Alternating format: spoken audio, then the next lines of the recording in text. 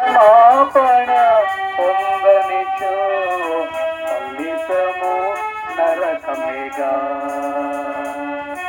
పాప క్షమాపణ పొందనిచో ఫలితము నరకమేగా.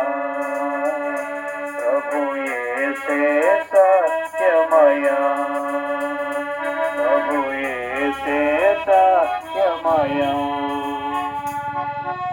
ఇప్పుడు జయమని యేసుక్రీస్తు ప్రభు మహారాజుకే. పాపములు క్షమించే యేసుక్రీస్తు ప్రభు వారికి తన యొద్దకు రమ్మని నిత్య జీవాన్ని ఇస్తారని ఆహ్వానిస్తున్న యేసుక్రీస్తు ప్రభు వారికి, తన యొద్దకు రమ్మని విశ్రాంతిని ఇస్తారని ఆహ్వానిస్తున్న యేసుక్రీస్తు ప్రభు వారికి, త్వరలో మహిమతో రాబోతున్న యేసుక్రీస్తు ప్రభు వారికి జై. పంచకూడదు, అడ్రస్ చెప్పాయి తర్వాత. ప్రభు యేసుక్రీస్తు వర్షం నామంలో గొంది గ్రామ ప్రజలందరికీ కూడా శుభములు తెలియజేస్తూ ఉన్నాం. యేసుక్రీస్తు ప్రభువారు ఈ రీతిగా సెలవిస్తూ ఉన్నారు. ఏ భేదము లేదు, ఏ భేదము లేదు, అందరూ పాపం చేసి దేవుడు అనుగ్రహించే మహిమను పొందలేకపోతున్నారని.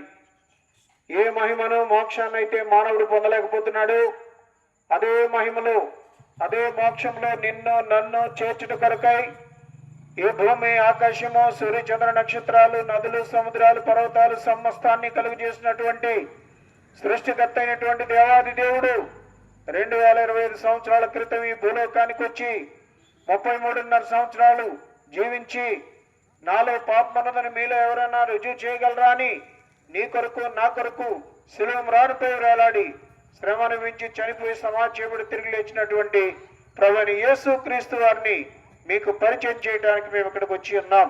ప్రియులారా గమనించండి, ఆయన చెప్తున్నారు ఏ భేదము లేదు, అందరూ పాపం చేస్తూ ఉన్నారు. కుల భేదం ఉంది, మత భేదం ఉంది, రంగు భేదం ఉంది, భాషా భేదం ఉంది, రకరకాల భేదాలు ఉన్నాయి. కానీ పాపం చేయట్లో ఏ భేదము లేదు. అందరూ పాపం చేసి దేవుడు అనుగ్రహించే మహిమను పొందలేకపోతున్నారు. ఆ మహిమ రాజ్యంలో చేర్చడం కొరకే మహిమను విడిచిపెట్టి సృష్టికర్త అయిన దేవాదేవుడి లోకానికి వచ్చి నీ కొరకు నా కొరకు చనిపోయి సమాజేవుడు తిరిగి లేచారు.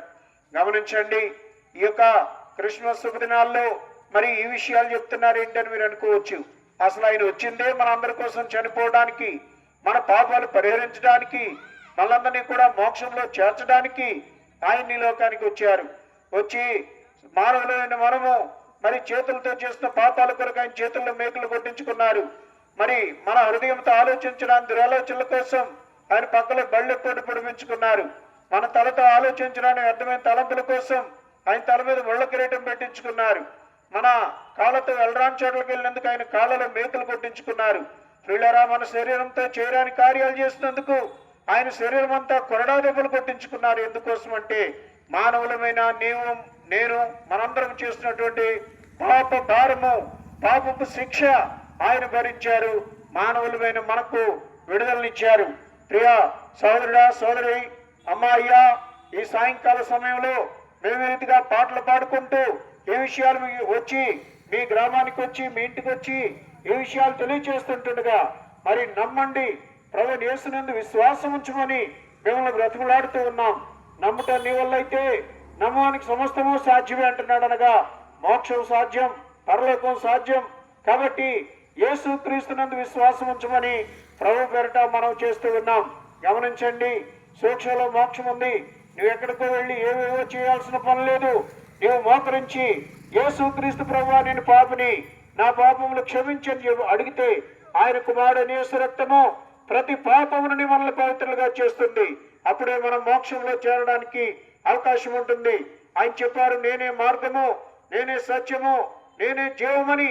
కనుక ఎవరు పరలోకం వెళ్ళాలని, మోక్షం వెళ్ళాలని ఆశ ఉన్న సహోదరుడా, సహోదరి, నీవు ఈరోజే యేసుక్రీస్తు ప్రభువా నేను పాపిని ఒప్పుకుంటే చాలు, నీ పాపములు క్షమించి నిన్ను మోక్షానికి పరలోకానికి అర్హులుగా చేస్తారు.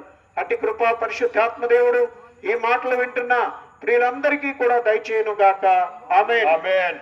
అడ్రస్ ఈ సమయంలో వాక్యం కొరకు సత్యం గారు ప్రార్థన చేస్తారంటే వాక్యం కొరకు